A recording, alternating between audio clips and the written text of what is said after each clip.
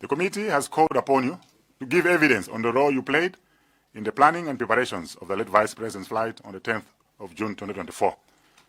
Takwira na kuti muzachitira umboni. Pa ntchito imene munagwira pa nthawi imeneyi pamene ndege imapita imene kuti izipita ku Mzuzu. Chilichonse chimene munachita pa ndege imeneyi kuti mutifotokozere zinayenda bwanji. So musanapange china chilichonse kuti yankha tipempha parliament kuti akulumbiriseni.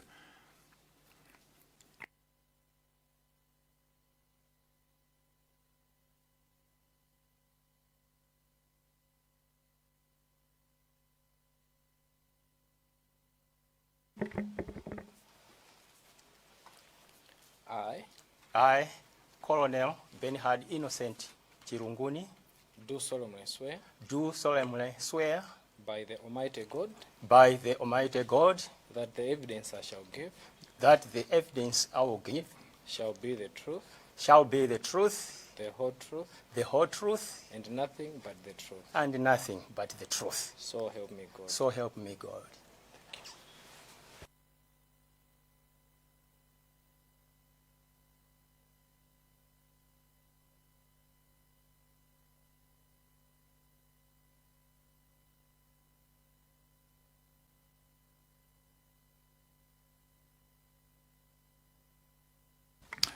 Keno mukamati yankha mukhala mukuyankha ma members a committee ino amene akhala mbali koma chifukwa cha nthawi akamayankha azipange introduce zina lawo kukuuzani constituency yawo. Ineyo ndine chairman wa committee ino Wora Nyamilandu Manda. Uku ndimene kuli secretariat. Ndikuyimirira Nsanje Southwest. Ndi mukhalo masuka kuli mutifotokozere mbiri anu ngati inspector wa avionics. Mwina ndikufuseni muyesese musanayambe kupeka presentation yanu mutifotokozere avionics ndi chani. Chifukwa kuli anthu ambiri kunjaku ife tinazoera magalimoto sakhala ndi ma avionics ka mina makhala nazo koma ndiliulo la chilendo mapanelo a avionics mu ndege muja kodi amakhalamo bwanji alipo wangati kuti anthu akhale ndi chithunzithunzi tikamati avionics ndi mwina motati masula kufotokoza bwinobwino ndondomeko zonse. Thank you, Chair. I am Colonel Bernhard Innocent Chirunguni. I am an avionics inspector.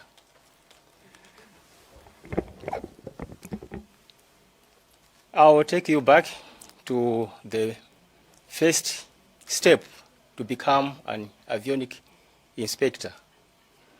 You need to go to a school of aviation. In my case, I went to South African Air Force, where I was trained as a technician, aircraft technician. Ndikuyimiseni bwa pepani paja manati mutu zanjijewa ndi mwina muzongo phatikiza chabwino kuti zikhale bwino. Ndiye ku South Africa kumene kuko ndithu ineyo anandipanga train ngati okonza ndege, technician wa ndege.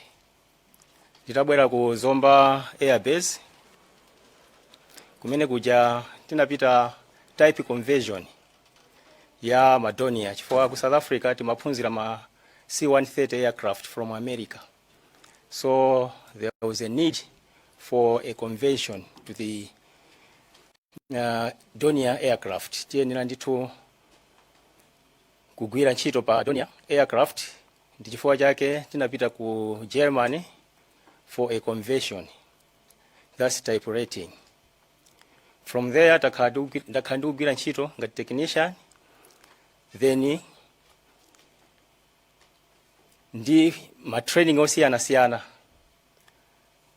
I became a flight engineer. Ndi ndakhala ndikuluka pa Donia imeneyi for quite some time. Ndi chaka cha 2011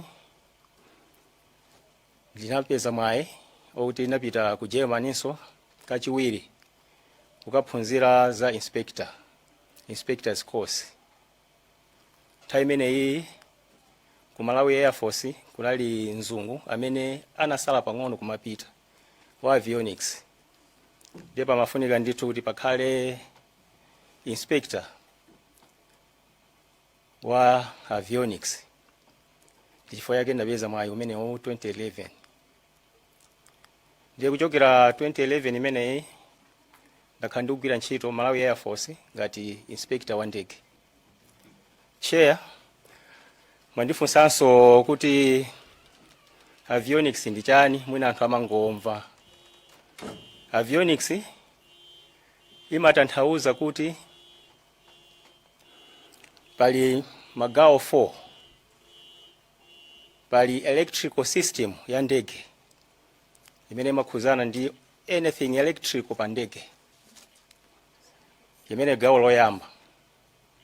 Gawo lachiwiri, Chair, palinso instruments. Mu ndege muli ma instruments osiyanasiyana amene ndege imagwiritsa ntchito to monitor ma engine komanso navigation, imene ndithu ndi instruments. Gawo lachitatu limene ndi gulu la radar system. Radar system also ili payokha yapa ndege, department on its own. Yomaliza ma radios amene wapa ndege pa Dornier 228 ndi ndege ina iliyonse pamakhala ndithu ma radios for communication and navigation. So in short, zonse follows munthu kapanga master umakhala avionics. Chifukwa chake word imene ikubwera avionics. That's electrical instruments, radios and radar of the aircraft. Thank you, Chair.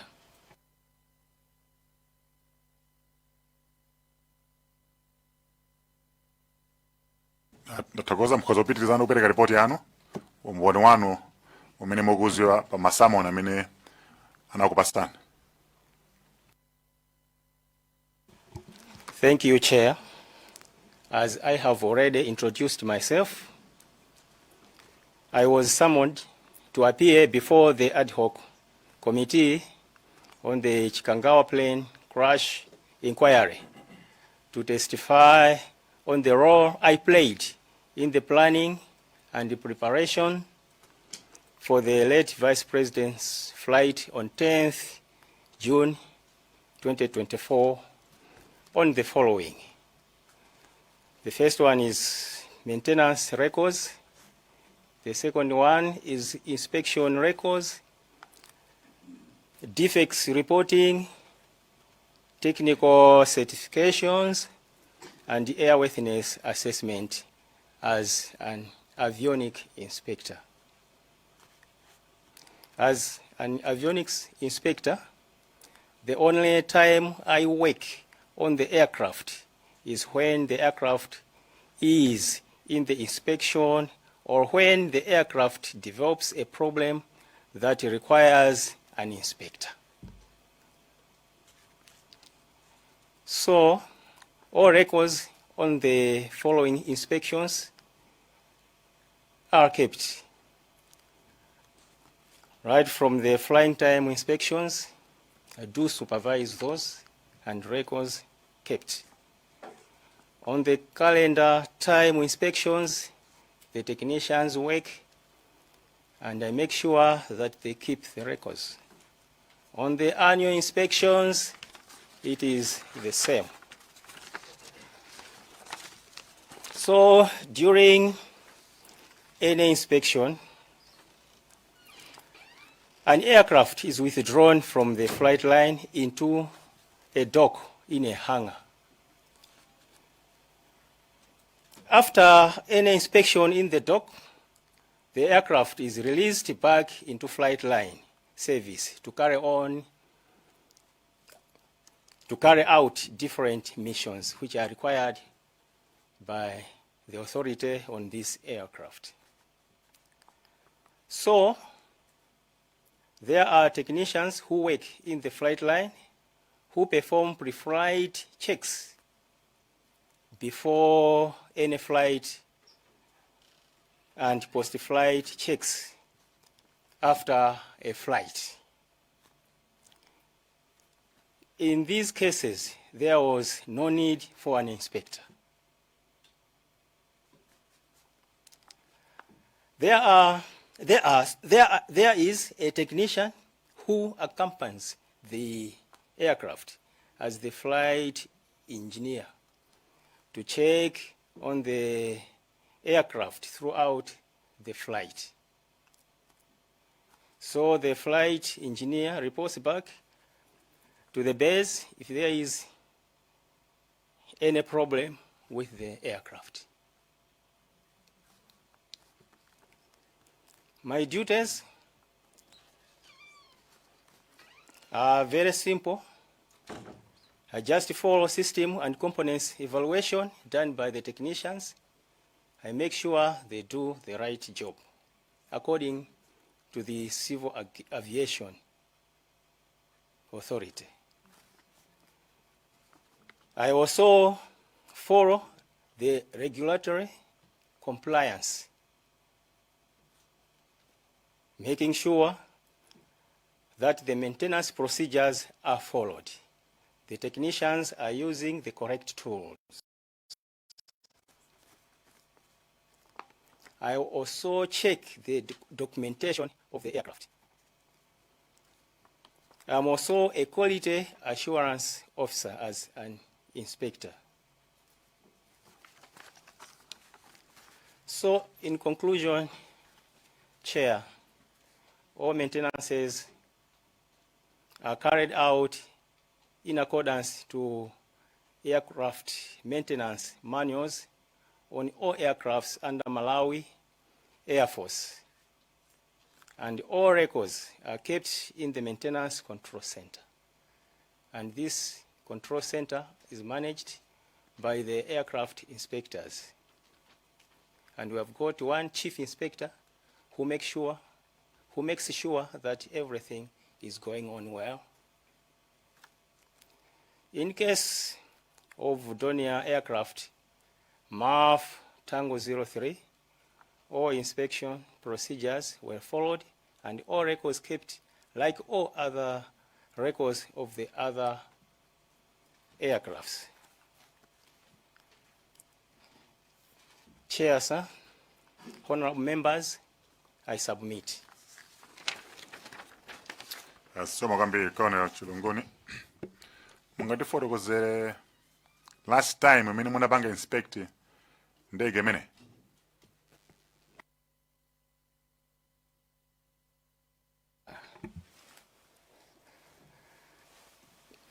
I'm not sure exactly the last time I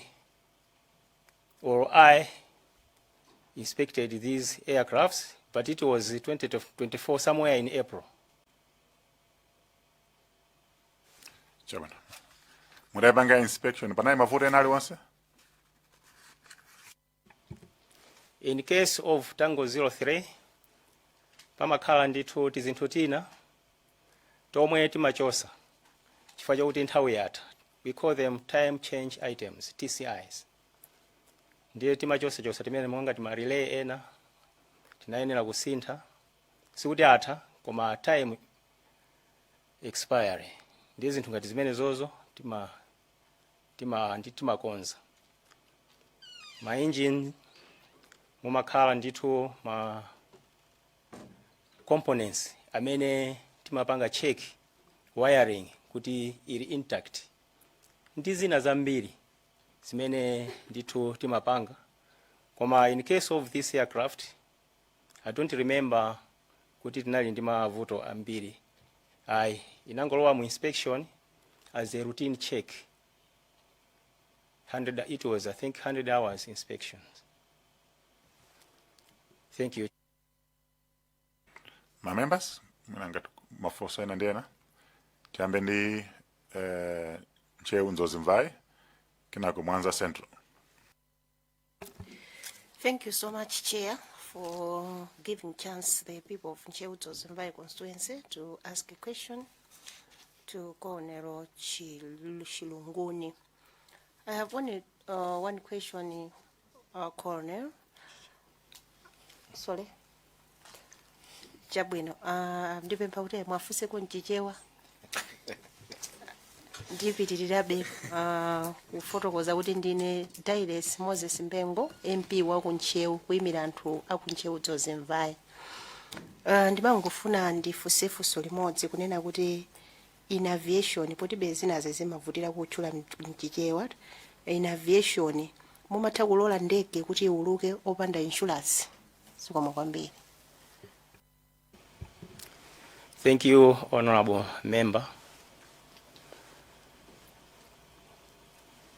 Ndege simayenera kuuluka opanda insurance.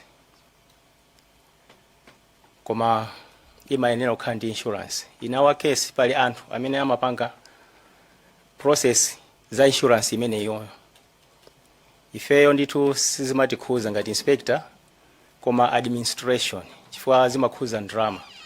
Ife chimene chimatikhuza ndichokuti timangowapanga advise kuti equipment yathu should be insured. Thank you, Honorable Member. Chair, ndingofusa sofalina lomaliza. Kunena kuti anzanu ena anayoza komiti ino kunena kuti tsiku ili la pa 10 June limene dachitika ngozi. Ndege imene ya Tango 03 inalibe insurance. Funso langa ndila kuti zikachitika chonchi ngati mmene zachitikiramo kuti inauluka ndege opanda insurance anthu amwalira chitangozi. Mumawathandiza bwanji? Secondary zidayamba zidachitikaso mbiri ya dziko lino ndege kuchita ngozi yoti ilibe insurance. Zikomo kwambiri. Thank you, Honorable Member. Chiyambire sinachitikepo ngozi ngati imeneyo ya ndege yopanda insurance. Ndikoyamba kuona ndithu ndege yathu ya Malawi Air Force ikugwa. Chifukwa ndege zimene zitima zidalira kwambiri. Ndiye we were shocked kwambiri kuti ndege yo ndithu inafika size yokugwa. I'm very worried chifukwa imene ndithu ndi government asset imene boma linatipasa responsibility kuti tiyang'anire. Chifukwa cha mwina mavuto ena, I'm not sure kuti nkhani za insurance zinaenda pati. Chifukwa kumbuyo konseko amazipanga insure. Koma ndikuganizira kuti mwina insurance inali itatha. Komanso vuto lake sitikuuluka ya ndege zathu sizikuuluka. Most of the time Tonyas are on the ground. Matha ndithu mwezi kukhanga tisipa base ayi ndege osayiona. Nthawi ino machita kupempha kumapempha kuti mwina ndege ingouluka. Chifukwa ikangokhala sizimakhala bwino ya. Chifukwa chake mwina insurance yo inakhala ngati ikuvuta ndege zo sizikuuluka. Ndiye chosaziwa ndi chimene chokuti pachitika ngozi kukumana kuti ndege je ilibe insurance komanso yako. Zimene zili zovuta. Thank you, Honorable Member. Lomaliza, Chair. Lomaliza. Zachitika ngati mene zidachitikiramo insurance panalibe. Ngati amene mukugwira ntchito ngati mkulu amene mukuyang'anira tinelo ku department imene munakhalapo pansi ndi mabwana awo mwina kukambirana kufunsana kuti poti ndege yathu idachita ngozi ilibe insurance ndi ziyenda bwanji zinthu nanga anthu amene wa compensation nkhani zake ziyenda bwanji. Munali ndi mwayi mwina okambirana nako nkhani ngati zimenezi. Komanso mwina kuchita follow kuti kodi zakhaliramo tiziyendetsa bwanji. Zikomo kwambiri. Honorable Member, Chair. Zovuta ndithu chifukwa ineyo mene zinachitikiramo. It's of late kuti I realized kuti ndegeyo was not insured. Ndimaganiza kuti ndegeyo is insured. Ndipo ndimakambirana ndi inspector nzanga Colonel Ndokwe kuti mene zililimo a insurance atipeze gulire ndege ina koma sagulenso exactly the same type chifukwa pali mitundu ina imene yangotuluka kumene pali new generation ndipo sachedwa apanganso ina very advanced imene ili ndi china chilichonse cha avionics, modern avionics, very comfortable aircraft, kuti mwina a insurance akatipasa boma lipange top up tikagule ndithu ndege imeneyoyo imene it will be a pride for the nation. That was what I was thinking. Koma yamba kukambirana ndi Akhone Ndokwe anangondiuza kuti chilunguni ndege ija is not insured. But why? Then he said kuti izozo nde zofunika kukambirana. Nde up to this point in time ndithu tikusowa pogwira. We are very worried about this development. Thank you, Chair, Honorable Member. choncho mukutsimikizira mtundu wa Malawi kuti ndege imene idawuluka pa tsiku limene lopanda insurance. Honorable Member, I confirm. For Selena, Zombatonde. Sorry, Enali Mwanza Central. Yes. Yes, Chair. Zombatonde. Sorry for that. Yeah, no, Chair, zikoma kwambiri. Ndimafuna kuti ndimve nangasinda amene muli inspector. Chifukwa apa tikuyang'ana kufufuza kuti tione kuti kodi chinapangitsa ndi chani, chinapangika ndi chani. Ndiye tikugunda mbali zonse.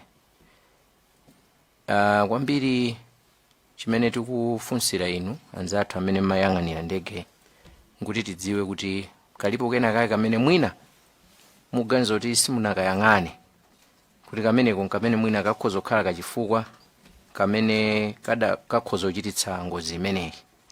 Chifukwa yake pakumabwera magulu osiyanasiyana. Ndiye ndimangofuna ndidziwe ngati inuyo inspector kuti mutayang'ana zonse pa ndege imeneyi palibe kena kake kamene mumakaganizira kuti kapena mwina chakuticho chimene mwina chikhoza kukhala chinatenga nawo gawo.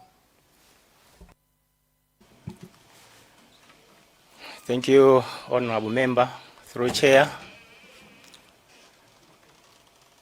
Malawi Air Force Tango 03 ngati ndege ina iliyonse imakhala ma problems. Akabwera ma problems amenewo we try as much as possible to rectify. Ndeti kamapanga release aircraft after mwina defect ina iliyonse imakhala kuti ndegeyo is airworthy. Ndipo kanthawi imene yonseyi imene Tango 03 imauluka it was airworthy aircraft. So far no problem. Thank you, Chair. Honorable Member. Zikoma kwambiri. Pali kachitsulo kaena kamene kadaya sinthidwa pa ndege. Ndingofuna ndidziwe kaye ngati mukudziwa za kachitsulo kameneko mati ADI. Yeah, mukudziwa kuti kadaya sinthidwa. Honorable Member, Chair, sir. Yes, ndikukumbukira kuti we had a problem ndi ADI. ADI imatanthauza attitude director indicator imene ndithu imasonyeza pitch and roll of the aircraft. Ngati ndege ikukwera mwamba imasonyeza kuti mukukwera, ngati mukusika mukusika, ngati mukupanga bank left or right ndithu indicator imene imakusonyezani kweni mukakhala kuti muli mu weather imene sili bwino kapena usiku kuti you don't have any references. Ndithu instrument imene ADI imatithandiza kwambiri. Nkhani ndiyo kuti ADI ya ku left ndi ya ku right zimasiyana. Koma I remember kuti problem imeneyo tinathana nayo bwinobwino and the chief pilot anakapanga test kuti ADI ili bwinobwino. Thank you, Honorable Member. Chair, sir. Zikoma kwambiri. Chair, ine mafunso anga anali amenewo. Supplementary. Keno mkoza kuti thandizako kutiuza kuti mawingi amene mutanayo siyana ma ADI ya ku left and right inaka isedwa munakoza kuti ili bwino. When was that? Can you remember kuti unali mwezi uti chaka chiti? Honorable member, through chair, sir. I can't remember exact date ndinama. Koma ndimangokumbukira kuti panali problem imene yoyo. Chifukwa simaloweza mu ndege muli zinthu zambiri zoti timachita. Ndikuti munthu aloweze date lokuti unakonza liti. Or nimaziwa kuti ndizaonekera siku la lero. I didn't concentrate kwambiri za date ilo kuti nali liti yayi. Koma ndimangokumbukira kuti ine ngati inspector, ma technician yanga they tried the best. Tinakonza and I signed kuti takonza system imene iyi kuti china chilichonse chili bwino. Pali yaku left imene imachedwa attitude director indicator ADI imene mukunena imene imakhala kwa pilot. Kwa co-pilot kumakhala the same instrument koma yosiyana ndi yaku left. Yakwa co-pilot imachedwa attitude indicator kapena artificial horizon. Ndiye imene iyi ndithu is just a repeated system. Yoti nayi ngati ili ndi problem you can use imene ili ku side ya kwa co-pilot. Ndege imene iyi Tango 03 inali ndi ADI imene iyi chifukwa chokuti ili ndi automatic pilot imene is coupled to this system. Ndege mwanga ngati Tango 01 imene ilibe co-pilot timagwisa ntchito attitude indicator or the other name artificial horizon yaku left and yaku right chifukwa mulibe automatic pilot. Thank you, honorable member. Amene anabwera mbuyo mamatero kuti inasinthidwa 3 weeks before pa 9 isanaluke pa 9 June. Mukhoza kugwizana nawo azana amatero kuti it was replaced 3 weeks before. Honorable member, sir, chair, that can be possible. Chifukwa mwina ali ma records. Ma records zonse zilimo. Nditu sitimapanga kanthu without any documentation. So ngatana nditchula date that can be possible. Ine sindifuna kunama date chifukwa zisiyana ndi anzangawo. Koma I remember we changed this instrument and the aircraft was tested, then it was sent back to the flight line for other missions. Thank you, honorable member. Somba Tondwe, you had the floor. Thank you so much, Chair. Ndi yamikire koneo mene mukuyankhira komanso mwina ndingoyambira pomwepo kuti mukhoza kutsimikizira kuti ADI imeneyi ikhoza kuthandizira kuti mapilot adziwe kuti akutsika kwambiri pasi kwambiri kapena kupita mmwamba kapena mukhoza kutsimikizira. Honorable member, the chair, sir.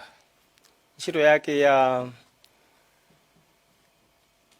attitude director indicator ndi fotokozanso mwina kachiwiri imathandiza pitch ngati mukwera mwamba kapena kusika. Imasonyeza kuti mukusika. Ngati mukuuluka bwinobwino straight imasonyezanso kuti mukuuluka very straight. Ngati mukuuluka muli bank imasonyezanso kuti you are banking to the left or banking to the right. Ndiye khaya pa high attitude, khaya pa low attitude. That is the only duty of the attitude director indicator. Ziko kwambiri thanda zoti mukuvomeza nazo kungoti muongezeraponso kuti imathaso kuonesa kuti ukukhota kwambiri bwanji uku kapenanso kumanzerete. No, honorable member. Imene yoyo simagwirisa ntchito any attitude. Pali ma instrument amene amasonyeza amene mulili mwamba kapena mulili pansi. This instrument can be used at very high level. Imango kusonyeza ni kuti mukuuluka mwambamo straight or you are banking or you are going down. Okay, that is the attitude you want the aircraft to behave. Mukusika ikusonyeza ni kuti mukusika. Kayati high attitude. Nditu pati simapanga rekodi attitude ina iliyonse yayi. Koma imango kukuuzani kuti mukusika kapena mukukwera. Thank you, chair. ndathokoza mwina sinafunse bwino. Ndimafuna kutanthauza kuti itakhala kuti instrument imene yaonongeka chiopsezo chingakhale chotani kwa oyendetsa ndege. Thank you, Honorable. Through chair, sir. Itakhala kuti yaonongeka, ndege zimakhala ndi fail safe. Ikaonongeka ndiye kuti agwiritsa ntchito ya mbali inayo. Ija ndimanena kuti attitude director. Inaonongekapo ikuuluka. Chifukwa chake atatera ananena kuti ya ADI yawo kundi yawo ikusiyana. Ndiye we tested kuona kuti zikutani zikusiyana. That's why tinasintha mkwikapo ndithu yabwinoyo and tested. Ndikumvetsani bwino kwambiri ndipo I think tugwirizana. Chimene makufuna nena nchonera kuti mwina committee ma members akhale ndi chithunzithunzi kuti tingoyerekeza kuti instrument imene inalipo yokha inalibe backup. Nde pilot akuyendesa ndege. Instrument imene yaonongeka koma alibe backup. Chiopsezo ingakhale chotani kuti mwina member akhale chithunzithunzi. Yeah, ndiye tikayamba zokuti ikaonongeka no backup so ndesi donia tango 03 chifukwa ili ndi left hand ADI ndi artificial horizon on the right chifukwa instrument ndiyofunika in flight chifukwa pamapezeka kuti muli usiku mukuluka kwa mukuluka banking angle chifukwa chokuti ndi usiku simukuona pansi ndiye mangokuthandizani kuti mziona pamene popo ndiye ngati imene iyi tiyerekeze kuti mene mukunena kuti kungoyerekeza kuti yaonongeka ndithu imene iyi ndiye kuti muzingoyipanga observe chifukwa ikaonongekanso it makes itself fail safe chimangokhala china chake chagubuduka chimakhala ndi makala awiri kala ina ya blue mwamba ya coffee pansi nthawi zambiri imangokhala kuti basi yapanga yagubuduka and then in that case maziwa kuti instrument yaonongeka pamene zimene jojo I think sinafikepo size ngati imene yoyo ndatokoza chimene tinasinthira instrument imeneyi sinafike size imene yoyo inankhala kuti mwina ma flag ena samaoneka for other reasons. Thank you, honorable member through chair, sir. Ndathokoza kwambiri.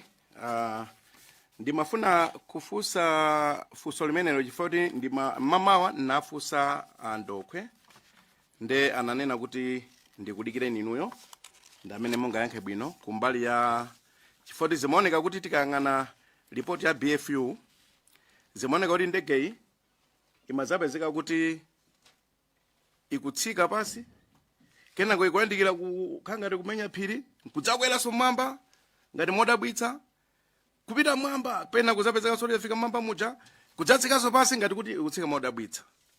Nde ndimafunsa kuti potengeranso kuti ndege imeneyi simayenda level flight mwina pakhozanso kukhala zifukwa zina tingakayikire kuti mwina chimodzi chingapangitse zimenezo ingakhale ADI. Honorable member through the chair, sir. Attitude director indicator imangopanga follow zimene pilot akuchita sikuti iyo imalamulira ndege ayi pilot ali ndi control column ngati akufuna kusika he pulls down ndiye ADI chimamusonyeza kuti akusika ayi nisasike ndikwere when he pulls up then ADI imamonesa exactly what he is doing. That's why it is called attitude director indicator. What you want to do and you monitor pajani pa instrument imene yoyo sikuti instrument imapanga control ndege yayi koma iwe munthu umapanga control ndegeyo ndiye imangokuza kuti zimene mwapangazi zili mwakuti you are banking to the left ikusonyeza ndi wapanga bank to the left imaperekanso even ma degrees to the left degrees to the right even when you are climbing degrees up degrees down ndiye sikuti ADI malamula ndege ai pilot amalamula ndege zimene akupanga pa ndege paja ADI mamusonyeza china chilichonse chimene akupanga. Thank you, honorable member. Chair, sir. Ndathokoza mwina tipite kufunso lina ndimafuna tinene pano usiri gwira ngati apolisi ndife amodzi tosinda Malawi eti tifuna tingopeza information ndimafuna ndiunikire mmene mwapereka chithunzithunzi kuti ntchito imodzi imene mmagwira ndi yoyang'ana documentation. Documentation imeneyi pambuyo pake ponso pali mawu a quality assurance. Ndimafuna kudziwa kuti documentation imene titenge makisanzo ndinafunsa mmamawa kuti inu ngati anzathu a military kusiva kumakhala ma license a radio amatenga kumakla ku military tinamva kukhala ngati simmatenga ndi choncho. Confirmed. Honorable members timatenga timagwirisa ntchito ma frequency athu. Thank you, Chair. Alipo amene amakuchekani kuti quality ya ma radios within your system ikwenda bwanji okuti siwa mu defense force kapena zonsezo ndondomeko yonseyo imakhala ya mu Malawi Defense Force within the air force. Honorable member, through the chair, sir, that is correct. If a military timapanga zathu komanso timakhoza kuthandizira anthu ena monga ti Air Malawi ilipo timakathandiza kumene ku Air Malawi because our maintenance as military everywhere in the world is the best. Thank you, Chair. Honorable Chair, Honorable Member. Nathokoza kwambiri kutanthauza kuti titati titenge nkhani ya ma documentation ndi quality kuziphatikiza amene mmayenera kudziwa kuti insurance anafunsa ntcheuzo zimva ija yatha kuti ndi umene unali wanu kapena panali office ina yoona ndi nkhani mwanene ya ma documentation. Thank you, Honorable Member. Through Chair, sir. Nkhani ya insurance nthawi zina imatikhuza chifukwa the chief inspector amakhoza nthawi zina kukumbukira kuti mwina ndege zisizili insured kuti apange insure. Thank you, sir. Ndili pomwepo Chair, just as I get towards the end, timafuna kuti tingodziwa kuti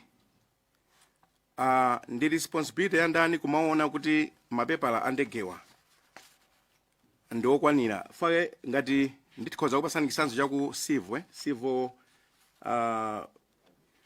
aircraft operation amakhala kuti kuli quality assurance department imene imaonetsetsa kuti pamene mapayoti akuyenda mapepala onse ndofunikira including airworthiness certificate. In this case amene anali ndi udindo omaona kuti mapepala awa ali valid ndi office yanu. Honorable Member, through the chair, no. Thank you. Zo kwambiri ndi office it ngati mungati tsine khutu. Office imene imakhuzana kwambiri ndi nkhani ya insurance ndi office ya OC technical chifukwa ndiye mwini wake wa squadron leader ndiye uja amakapereka ma report kwa base commander kuti insurance ikhangati yatha ndiye waja ndi amene amatenga action kuti akonze pamene pali vuto. Ife timangoona kuti ndege yathuyo is airworthy. Thank you, Honorable Member and Chair, sir. So zo mwambiri sono di pepani naindi fusolomaliza ndikuopa kuberanso Chair.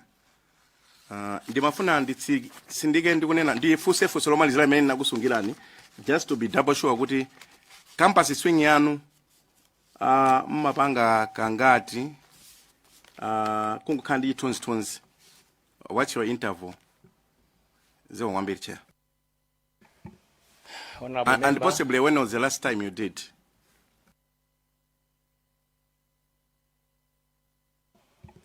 Thank you, Honorable Member, through the chair, sir. Campus swing is done annually, so it is annual inspection.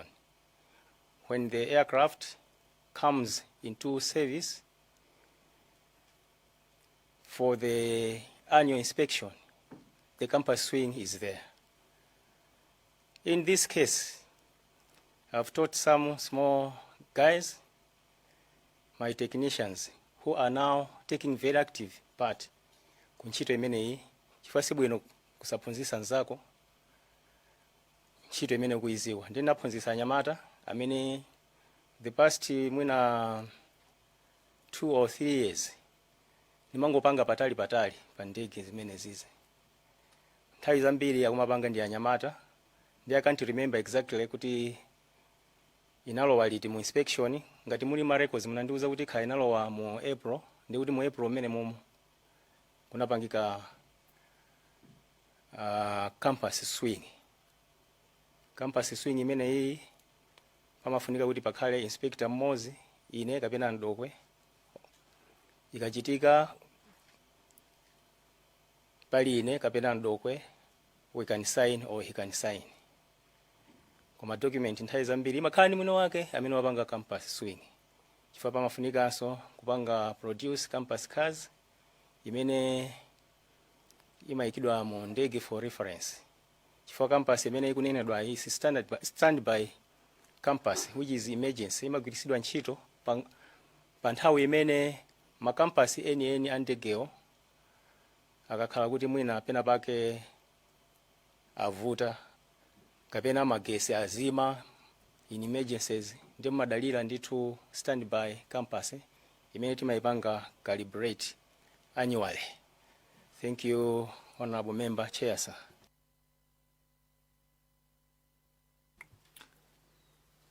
There's Mayani and then Lilonge Moody. Zikoma kwambiri chair povomereza kuti anthu akudetsa Mayani afuse nawo mafunso.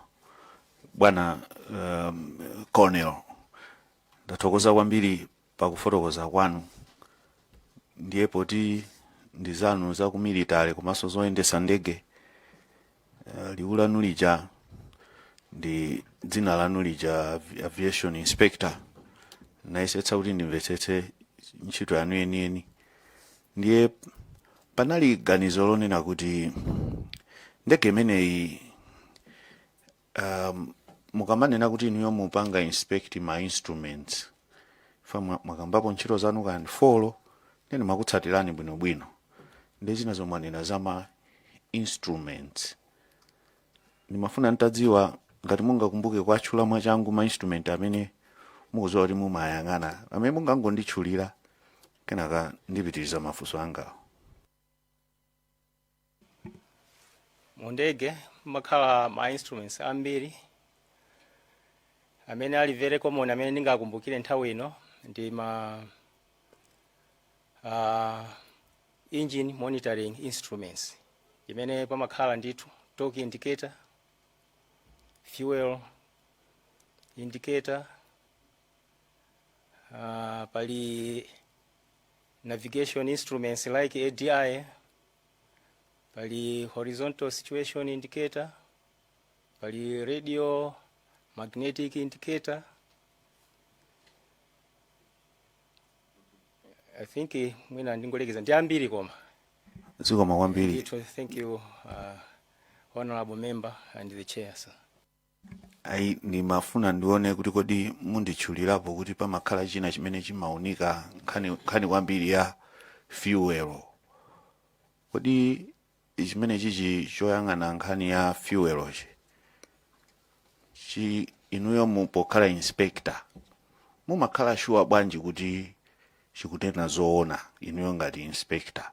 Sichingamaonetse tanki kuti ili full amene tankiyo ili empty. For ineso nthawi zina ndikamayendesa galimoto nthawi zina kumva kuti gauge yasokonekera yulemba zolakwika.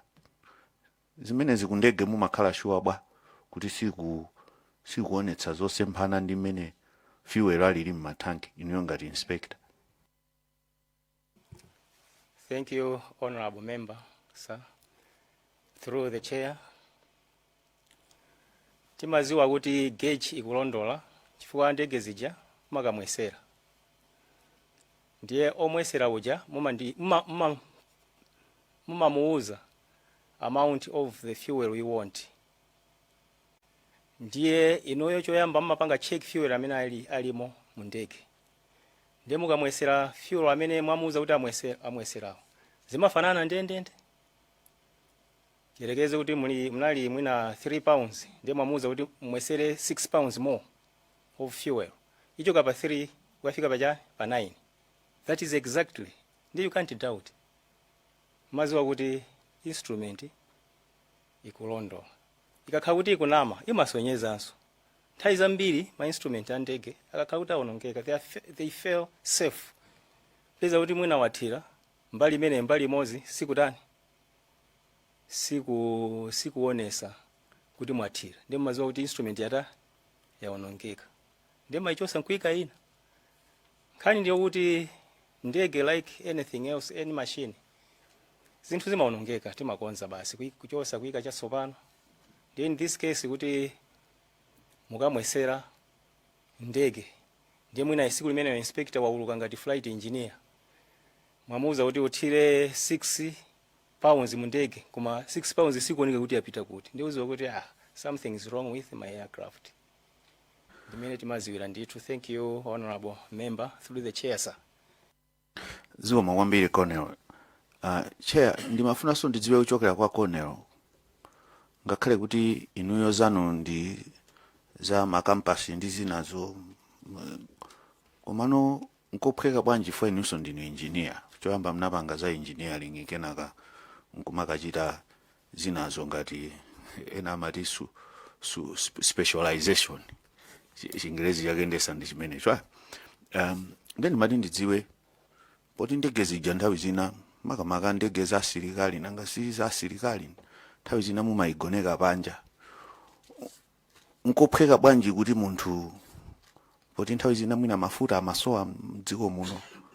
Nkophweka bwanji kuti munthu angapite pamene pajapo mwina nkulowesamo kapaipi nkupopa mafuta aja.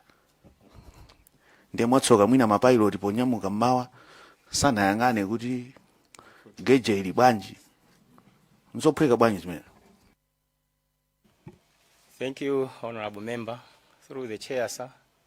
Nthawi zonse mafuta akachoka mu tanki ya ndege zimaonesa ndithu pachani pa gauge, fuel gauge imasonyeza ndithu.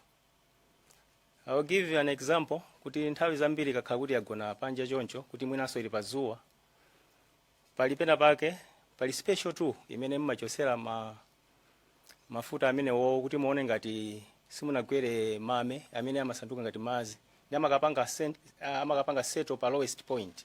Ndi pa lowest point ipo pali special tool yake imene munthu sangakhale nayo. Olo inu mutati ndegeyo kuti mukatani mukachose mafuta muzikangoyizungulira unless ngati munapanga zachani za ndege imene yoyo.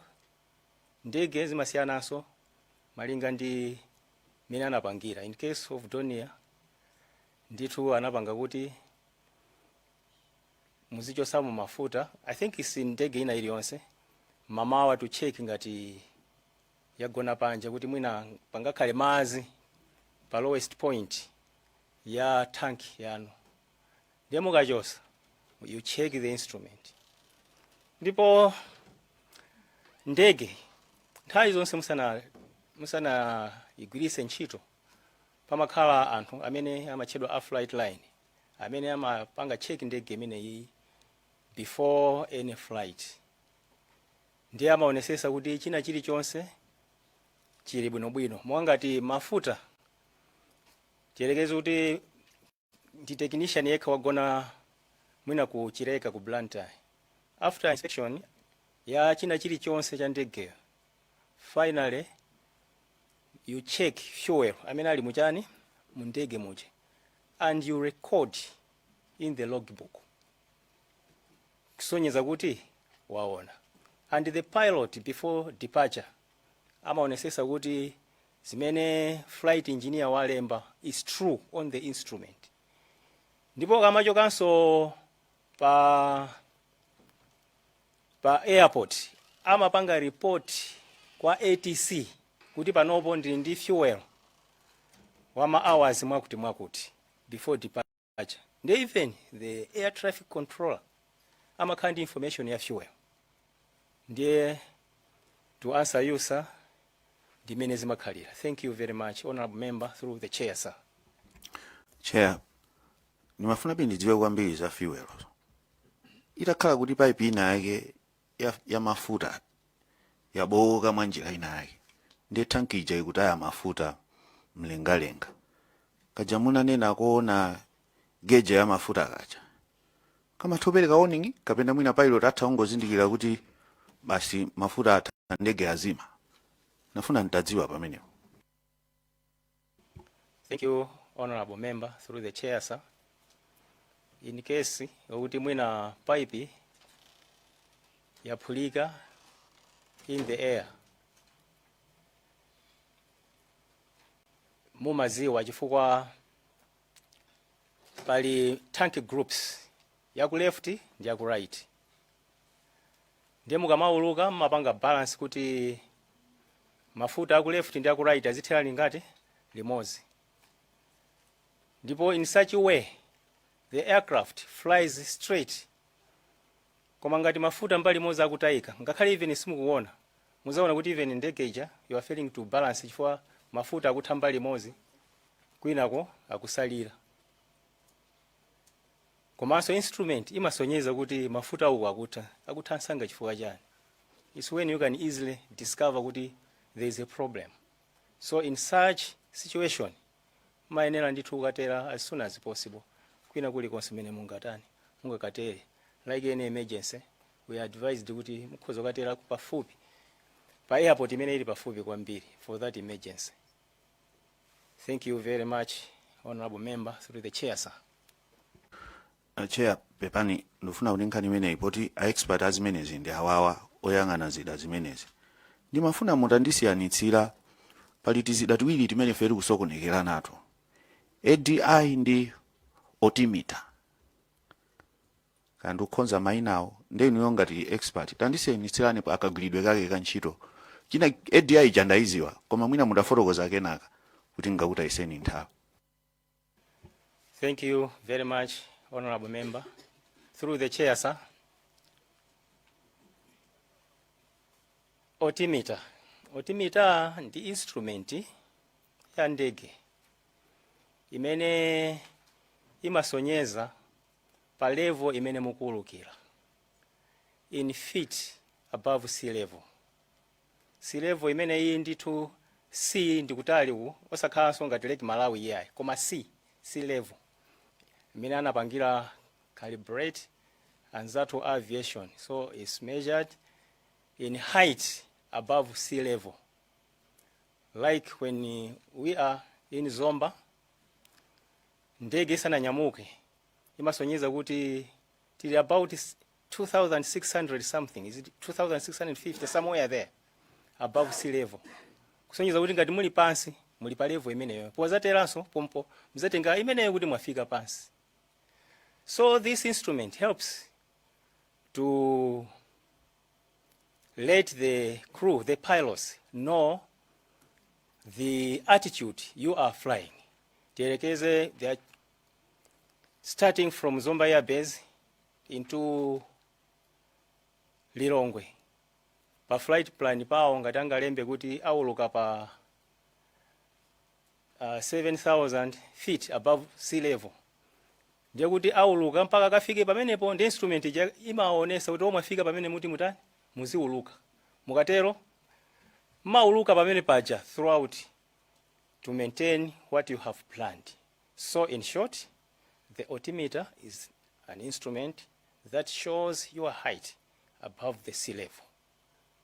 Thank you very much, honorable member, through the chair, sir.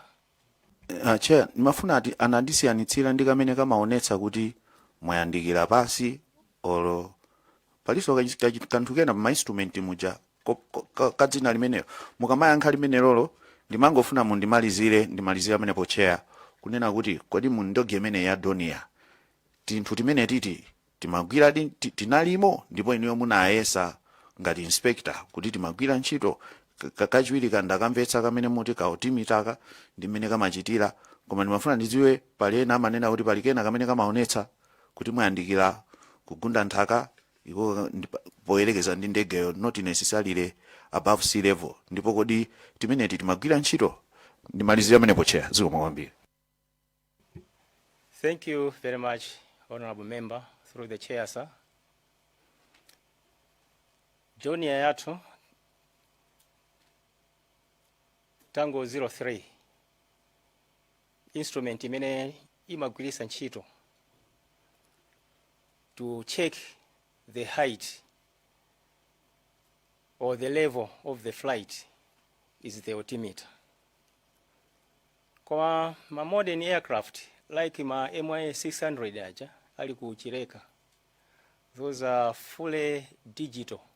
Pali instrument imene mukuyene nayo imachedwa ground proximity warning system, imene ndithu imakuwuzani how high you are above the ground, osakhalanso above the sea level, koma above the ground. That is the ground proximity warning system. Ma instrument akale a Dornier panali ka instrument kena kake kamenebe sikanali very accurate, kamachedwa kuti radio altimeter. So that one was option kuti ngati mukukafuna koma sikamagwira ntchito nthawi zambiri. That's why ndege zathu tinali ndi fleet of 4 Dorniers, monsemo ndithu mali ma altimeter okhaokha. Thank you very much, Honorable Member, through the chair, sir. I think floor inali ya Lilonge Mudi. Thank you so much, Honorable Chair. Keno Chirunguni ine ndine Mphatso Jones Boti ndikuchokera ku Lilongwe Mude constituency. Zakhala bwino kuti atafusa kale Dedza Mayani, chifukwa choti ndikufuna ndichepetse ntchito motere kunena kuti pali ma instrument kapena kuti zitsulo zosiyanasiyana zimene zimakhala mu ndege.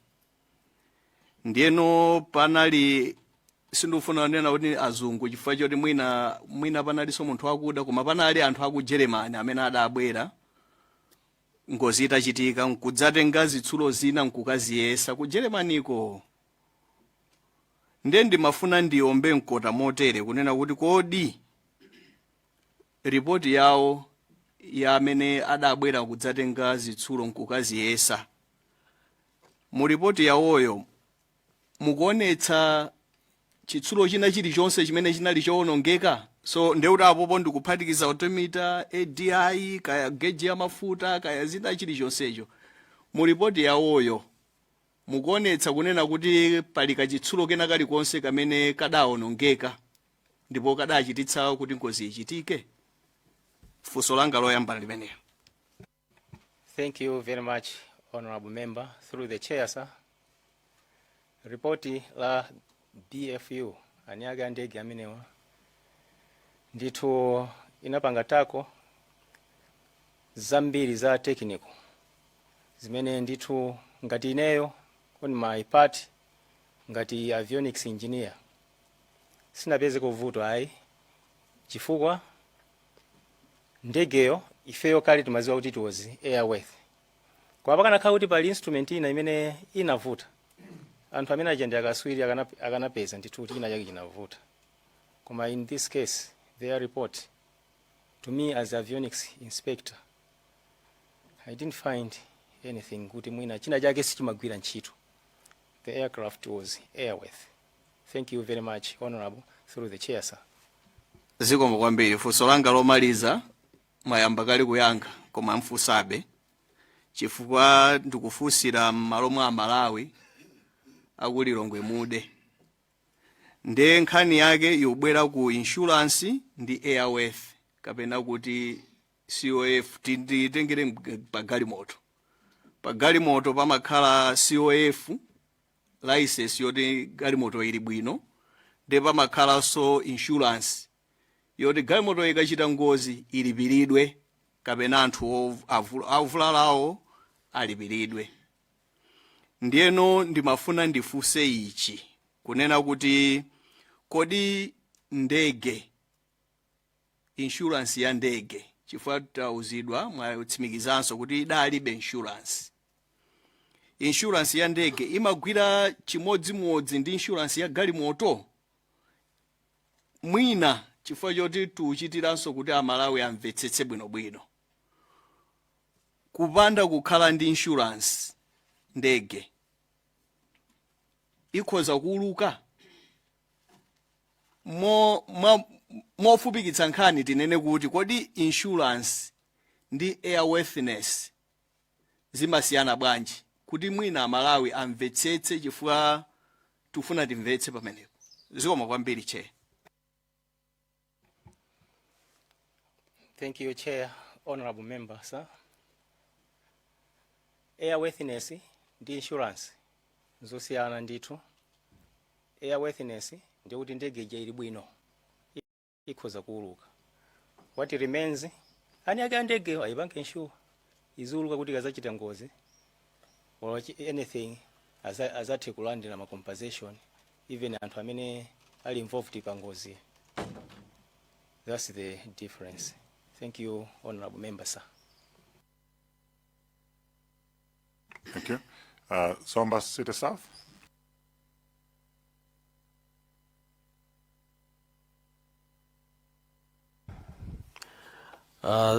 Thank you so much, Chairperson, and ndithokozenso Keno Chirunguni poti mwazaonekera ku komiti ino. Ine ndi mafunso awiri kapena atatu. Loyamba ndiona ngati munayamba kuliyankha mene mayankha mafunso adeza mayani chifukwa ndimawerenga BFU report ndiye amatuza kuti aircraft yathuyi ina ndi classic instrumentation atu ku cockpit kuja and was equipped for IFR flights.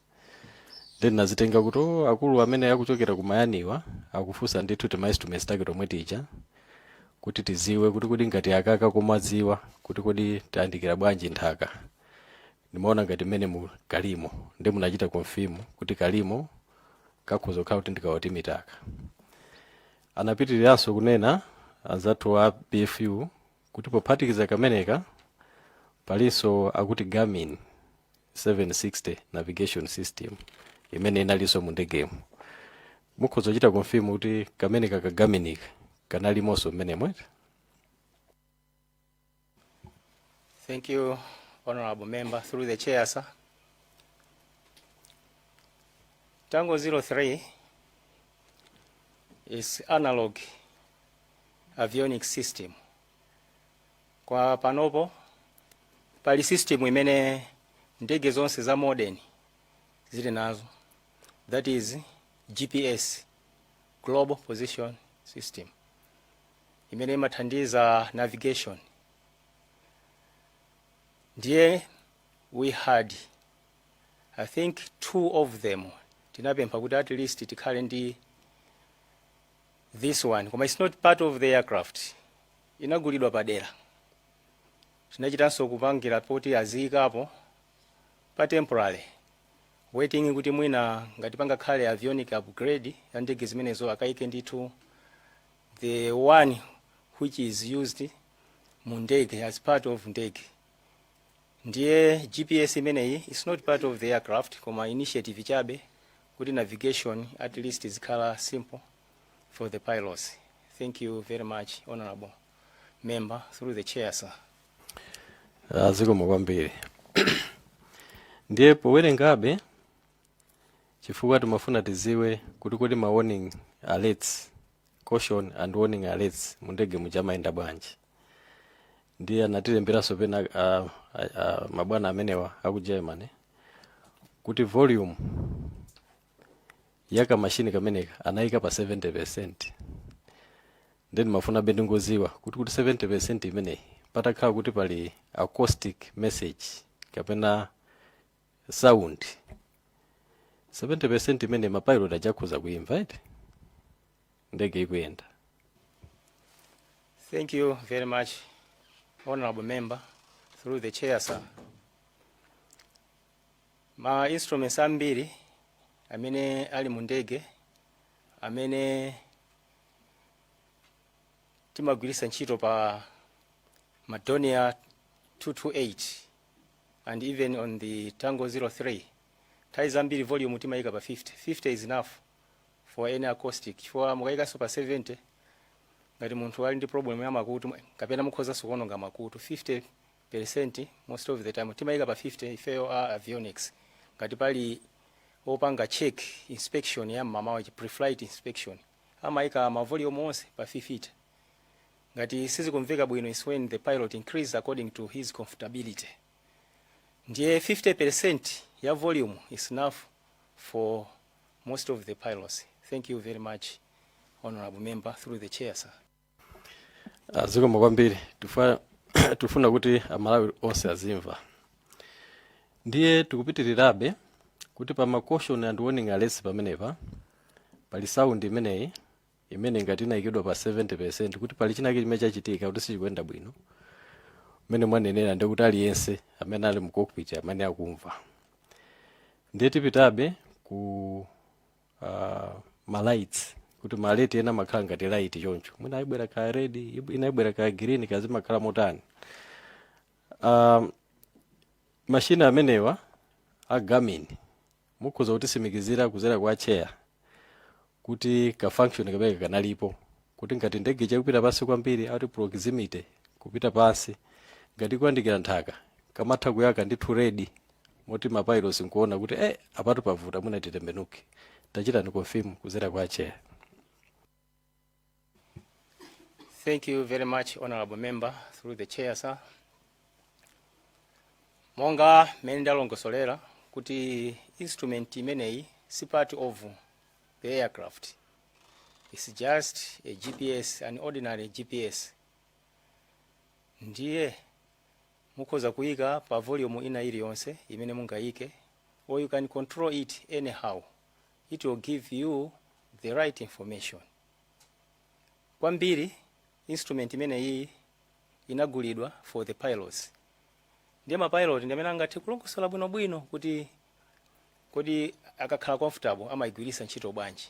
Kuwa muli ma functions ambiri ndithu for navigation. Thank you very much, honorable member, through the chair, sir. Ndi mafusa pepani. Mafusa fuso limene lifamu nanena so kuti nanuso ndamene mangania za navigation. Mu avionics muja ndiye timaona be kuti ka Garmin kameneka kaliso ndithu mmanja mwanu ngakhale kali kuti akayika apo mujene mu ku cockpit kuja kali mmanja mwanunso muti mukhoza kutuza inuyo ngati in charge kapena inspector wa avionics. Mapilot ali apo ine nali ndi chikhulupiriro ndithu kuti fuso limenelo mukhoza kuti yankha mwachindunji kapena tikupase niso mpata wina.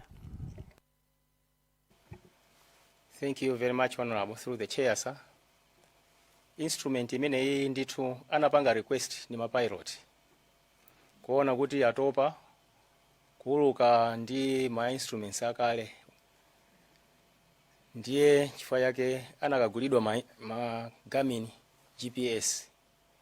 Ndiye ma GPS amene wawa on our side ngati ku avionics we just test ngati akugwira ntchito.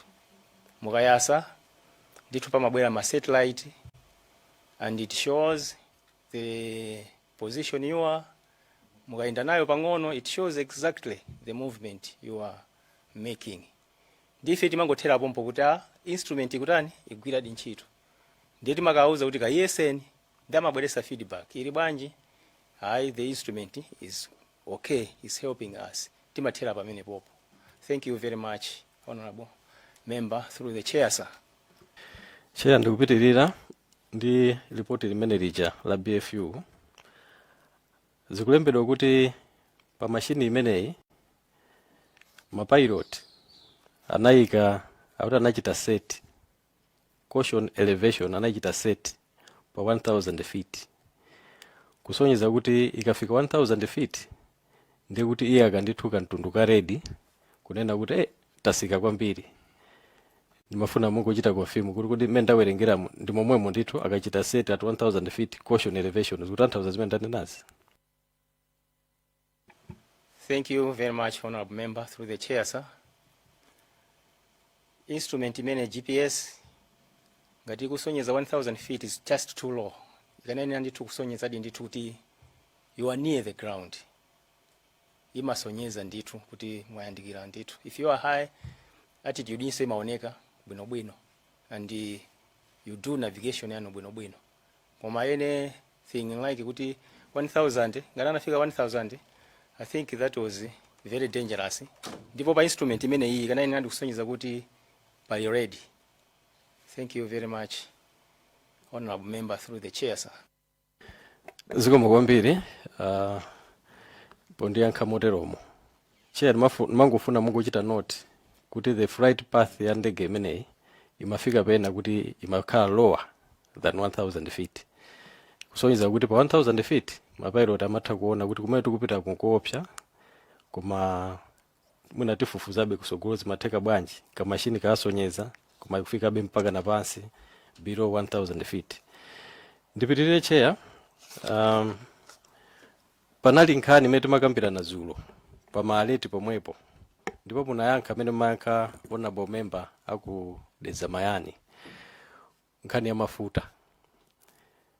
Timakambirana kuti ndirero limene kunali kumawa, timanena kuti ripoti yomweyi ikutiuza kuti azungu aku Germany atakayesa warning panel, caution and warning panel, anakaona kuti chizungu chake analemba kuti may have illuminated light ija mafuta ija munayikamba ija. Ndiye timasemphana ndi amene anabwera kumawa, tinaisiya nkhaniyo, koma kuchita interpret kwa ine ngati ina yaka may have illuminated ndiye kuti masonyeza kuti mafuta anali atatha. Ndi zinavuta abwana amene kuti ayankhe mmene mafunira, koma poti mwini wake mwabwera ngati amati kamene kakanayaka kamafutaka kuti sizikusonyeza kuti mafuta ndi kuti anali atatha.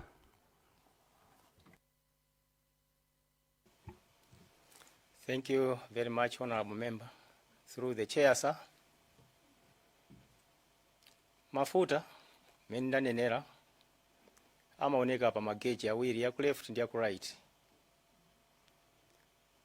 Mumaona kuti akutha to the minimum. Ndipo minimum imachokera pa 300 pounds. Imasonyeza hadi kuti mafuta awupita kwa kutha kuti muyenera ukatera as soon as possible. Komanso ngati mapilot amene ali well trained samaloyera ndithu kuti afike size imeneyo yokuti ka light kamene koko kaoneke. Chifukwa kayamba kuoneka kamene koko ndivuto kale, chifukwa mayamba kuyang'ana umene kuli airport, chifukwa muyenera kutera 300 pounds below ndithu imaonesa ndithu kuti mafuta akupita kokutha. Ndiye those experienced pilots tisanafike pa size imeneyo amakhala kuti apeza kale alternate airport kumene atakatere before that light. Ndiye ngati pa report ya BFU inasonyeza kuti anapanga ndi kuti mwina they went below 300. Koma 300 yo it means kuti mwasala ndi 1 hour kuti mugwirise ntchito 300 pounds. That's not 1 hour. Is it? Yeah, 1 hour. Because 100 is 20 minutes, 300 is 1 hour. Thank you very much. Ndiye poti kanayaka munayankhulanulo kusonyezadi kuti zikhoza kumapita komweko kuti mafuta anatachepa kwambiri kapena atatha. Mafunaso ndiziphatikize ndi explanation yanu ija poti zimafuna zichita balance mbali yauku ndi mbali yauku. Ngati mbali imodzi kutaya mafuta munanena kuti ndege mavuta kuichita control imapita mwina mbali imene mafuta akuchepako. Ndiye timangofuna beti zichite tie together chifukwa panali ma theories zosiyana kumulo ndi mbasi ndi kuti yabweraso ina imeneyi yoti ngati imataya mafuta mbali imodzi ndiye kuti kuvuta kuja kumazungulira ma 360 kuja mwina iso ikhoza kukhala explanation. Tangochita ni confirm kuti kodi theory imeneyi ndionaso ikhoza kukhala yona. Thank you very much, honorable member through the chair, sir. I understand kuti ndege inali ndi 4 hours according to BFU report. It is possible kuti inawuluka 45 minutes into Mzuzu. Koma I don't know kuti zinachitika bwanji kuti maseko anali bwanji kuti mumalize ma hours fuel wa ma hours 4 without making a decision kuti mukatere mbali ina kapena kubwerera kumene mwachokera. Chifukwa 4 hours pa ndege ndi ambiri kwambiri. Kunzuzu from Chileka is 50 minutes. Ndikuti mwasandi 3 hours. Ngati mungazungulire malo amozi mpaka kumaliza 1 hour ndi nthawi yayitali kwambiri. We are remaining with 2 hours. Ndi 2 hours ndi ambiri kuti mukhoza kufika kuchileka wala kubwerera kuzomba. That is what I think. Thank you very much, honorable member, through the chair, sir. Chair, ndimangofunabe kuti tingochita confirm kuti mujana fotokozera kuti kamata yambali imodzi poti si ku balance imavuta kuchita control. Ndingoona ngati as a layman speed yochita lose mafutayo ndimene kachite mata kuti kodi mafuta amenewa akhoza kutha nthawi yayitali bwanji. Mene ndikuganizira ine bola likulu likhoza taya mafuta ochuluka kusandika boka kang'ono. Then mangofuna kuti muna kafyure kameneko chair tikana ko mutu I submit. Colonel, Mafusena alipo? Supplementary? Okay. Kani tufuna mongo ongezera abo nkani mene makama nkani ziwiri. Amagamba nkani za mafuta baba kuti kodi mafuta kamena ngakwane mafuta awa amathiridwa motani arrangement ndi yotani kuti kapena amakhoti amene alipiri atu ndege yekafika imangofika kuthira kapena payment imachitika pompo chifukwa tikaona quotation imene anatibweresera munomo fuel anamwika pa 5.1 imene anapereka kwa banja lake na Kasambala kuti iperekedwe. Ndiye mfundo ngoziwa kuti kodi ndama imene iyi imaperekedwa munjira motani kuti kodi mafuta awa amanyoda anathiridwa pa Chileka kuliyongwe payment yake imakhala motani kuti mafuta ngati amene wawa athiridwa. Thank you very much, honorable member. I don't know kuti panthawi imene anapanga bwanji koma zimakhoza kutheka kuti akhoza kulipiriratu kukangomwesera balance iyo ndi kuti mwina akhoza kuzamwesera nthawi ina according to mene akuonera chifukwa mukamathira mafuta you consider so ndi anthu amene atakwerewa. Ngati akukwera anthu ambiri ndi kuti muyenera kuthira mafuta ochepa kuti mpange maintain take off weight and landing weight. Ndiye ngati muli ndi katundu ambiri muli ndi anthu ambiri mmamwesera pang'ono kuti muzamweseranso nthawi zina. Nthawi zina mmalipiratu, nthawi zina simalipiratu mmamwesera kukalipira. I don't know kuti in this case anapanga bwanji chifukwa I was not there and I was not part of the crew. This looks what anapanga bwanji koma either analipiriratu kukamwesera or anamwesera ngokalipira. Thank you very much, honorable member, through the chair, sir. In terms of the systems, Kabenama procedures, who is responsible for payment of such fuel? Amakapa ilo da jamalenga nalama kubereka kashi kapena zimapangidwa transfer tifani ngoziwa kuti kodi amaka responsible kubereka ndalama za fuel ya ndege kakapa mission ni ndani? Thank you very much, honorable member, through the chair. Ngati munthu wapanga charter ndege mayenera kulipira ndithu za fuel ndi allowance a crew. Ndiye macheke aja when released amaperekedwa kwa crew imene kuluka nthawi imeneyo. chifukwa amasinthana ndithu crew. Ndiye crew imene ikuluka nthawi imene yoyo amatenga macheke aja ndikapanga deposit ku account ya aneka amafuta. Thank you very much, honorable member. In short, ngalili kashi wakalipira ndi crew imene ikuyendesa kuti tafika apa tatira mafuta kuti talipira makuti ndi choncho ngalili kashi. Ngati cash, that is correct. Mmalipira ndithu amakupasani receipt ndipo mukalipira mafuta aja mmalowetsanso mu logbook kuti mwagula mafuta mwakuti mwalipira mwakuti ndipo ndege ijanso imasonyeza mmene mwagulira mafuta anu aja. Koma kashi nthawi zambiri imagwiritsidwa ntchito ngati tikupita m'mayiko akunja kuti mwatenga madola. Kwa ngati Malawi momwe muno nthawi zambiri amakhala macheke amene mukapanga deposit ku ani ake amene amagulisa mafuta. Thank you very much, honorable member. Chair, sir. Zikomo kwambiri. Panali nkhani ya kaukeni kanja ka ADI. I think mangu kwambiri pakamene kanja. Ndikumbukira kuti mazayankhula kuti ndege itayenda ili azabwera anthu ena kanza kuti kamozi sikakugwira zikusemphana ndi kanzake kanja. Ndiye mnana kuti ataipa savuto imeneyi tinakonza. Ndiye mafuna kuti mungoti ziwisa kuti munakonza motani. Is it fixing kapena munachosa nkuika ina?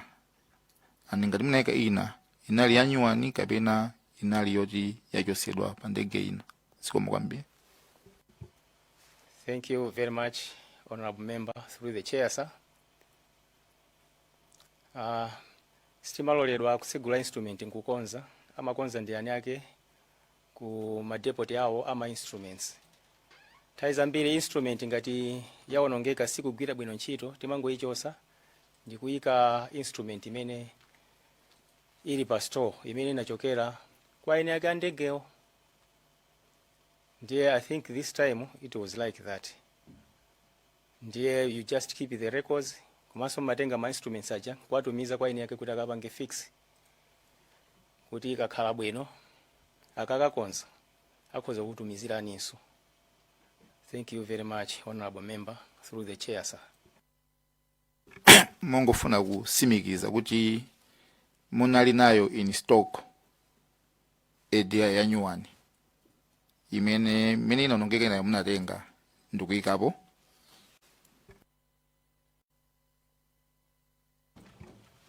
Honorable member, through the chair, sir. That is correct. Thank you very much, sir. Zikomo kwambiri. The last one? Yeah, ndimafuna ndingomvetsetsa chair. Ndimamvera mmene amanena nkhani yonena kuti ya fuel ija. Then mafuna ndipereke muchitsanzo kuti tingoyerekeza doni ngati poti ndi ndege ya nkhondo. Itakhala kuti yaomberedwa ndipo pondekeze phiko la kumanzere fuel akutayika ndekuti apangaso affect fuel wa phiko la kumanja kumathera limodzi zimene matanthauza. Thank you very much, honorable member. Chair, sir. Ngati in this case ndege yaomberedwa phiko limodzi. Fuel watu la phiko limene fuel watu phiko limene lolo ndi amene atati.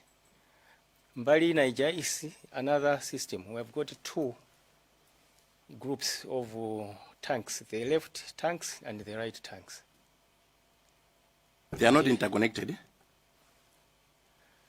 Interconnection is when kuti mwina mafuta pomwesera mwachulusa mbali imodzi ndiye mango zimisa ma fuel pump kuti tank imene kuli mafuta ambiri azipita ku engine kuti athe afanane ndi kunzakewo, then you put on to balance. Kutanthauza kuti itakhala kuti tanki imodzi mafuta atha yaombedwa tanki imodzi ndiye kuti mainjini onse azigwisa fuel wa tanki osalira ija, chimene chitachepetsenso insurance ya ndege, si choncho? Can you come again on that one? Ndimayekeza kuti kulibowu kumanja nde fuel wakumeneko watha watha mainjini onse awiri akhoza kumadalira tanki yakumanzere, chimenenso mwachidziwikire chingapange affect kuti insurance ichepe mwina kuchoka ndekeze in this case pa 4 hours kuyandikira mwina ku 2 hours or less, zikhoza kwenda choncho. Thank you, honorable member. Through the chair, sir. Pali ndithu crossfeed switch imene ndithu mukhoza matenga fuel wawo kumapita ku engine ya mbali ina. Koma kani yoomberedwayo kuti mpaka fuel azichoka mbali imodzi. It can be very dangerous. Chifukwa ndi holo yayikulu yokuti simungaende mtunda wautali. Chifukwa pamene pali engine ndi matanki ndipo fanana ndi any spill of mafuta ndikuti ikhoza kuyambisa moto ili mwamba momwemo chifukwa of that spill. Chifukwa ma engine aja anapanga in such a way kuti ali paphiko pomwemo pali chani tank ya mafuta ndiye iboke. It can be very dangerous. Kuti I don't know ngati mungakhalenso ndi nthawi yokuti mzipanga cross feed yo.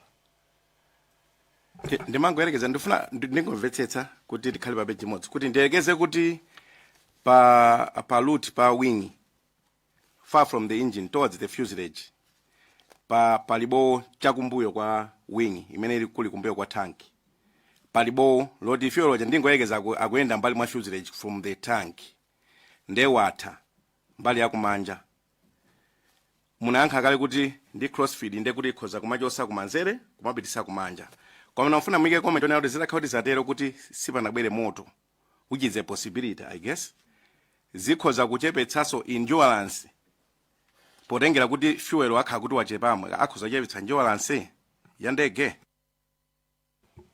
I think that is straightforward. Ngakhale galimoto tanki itaboka insurance ndi kuti makilometers amene mungaende pa galimoto akhala ochepa. Chifukwa kuti fuel winner you are losing, which is not working. That is obvious. Thank you very much, honorable member. Through the chair, sir. Chair, that's all. Thank you. Thokoza kwambiri.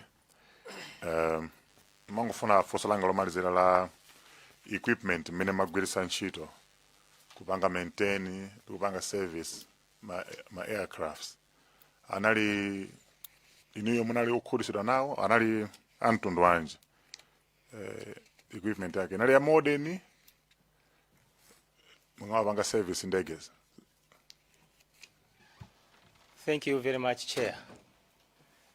Ma test equipment amene tilinawo panopo ndiomvesa chisoni chifukwa ndi akale kale anzathu ndithu anasuntha kale to modern test equipment. Koma poti sitingapangire mwina tikugwisa ntchito omwe wakale they are still working. Koma ndithu it's a very bad situation yokuti ma instruments ma test equipment tilibe a modern yayi komabe akale omwewa tikugwirisa ntchito. Tinangochita mwayi kuti there's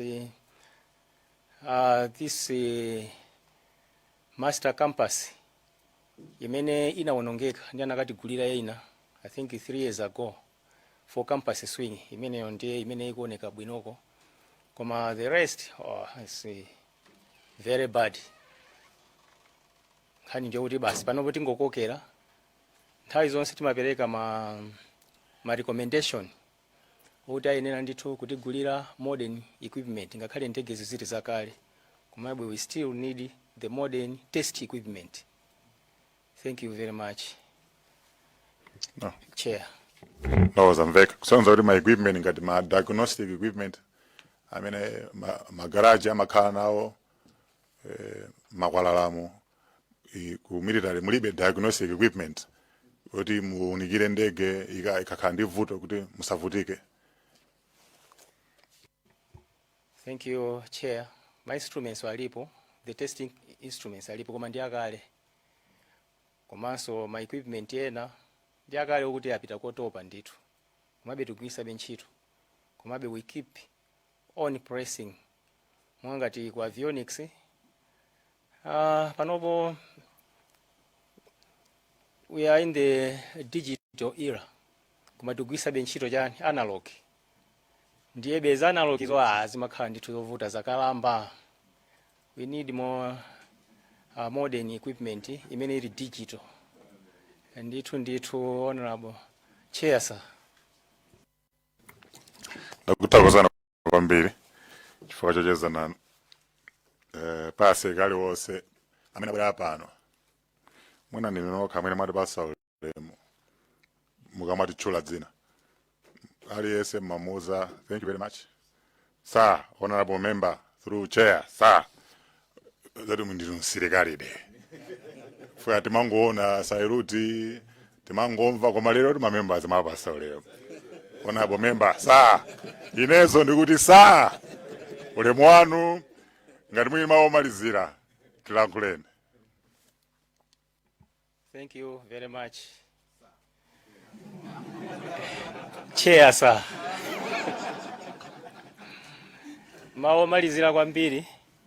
Timangopempha ndithu anzathu akuboma andale. It's high time tikanapanga invest ku aviation ku Malawi kuno. Air Malawi inatha tikuiona.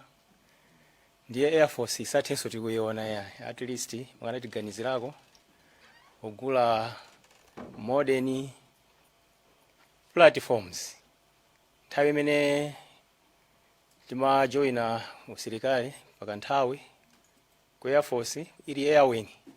Kunali tindege ting'ono mbiri tima Dornier 28 timene tondithu anatigulisa kugula ndege za sopano 4 Dornier 228. Nthawi imeneyo ndithu zinali modern. Ndiye izizi ndithu zinapereka chiyembekezo chabwino. Panoponso amene Dornier 228 imene ziliposi titapanganso chimozimozi kugula modern aircrafts o Dornier omwewo chifukwa tili ndi advantage kuti anzathu para amagwirisa ntchito for para troop jumps. The modern Dornier zilipo ndithu very improved, fully digital, komanso with para trooping equipment. Ndizitakhala kuti goodwill from the government kukonza ndi kugulisa ndege zine za salazo at least kubweresako the new platform ndithu zizatithandiza kwambiri ku Malawi Air Force. Thank you very much kundipasa mpata oonekera kuno ku committee ad hoc. Thank you very much, Chair sir. Ineso ndikuti thank you very much Colonel Chilinguni sir. Ulendo wabwino tizikumana mbuya kusamalireni. Tacheza nanu modeka kwambiri. Tathokoza kwambiri. Simunazitenge personal zinthuzi. Koma tikuyamikireni ntchito yabwino. Thank you very much, sir. Chair sir.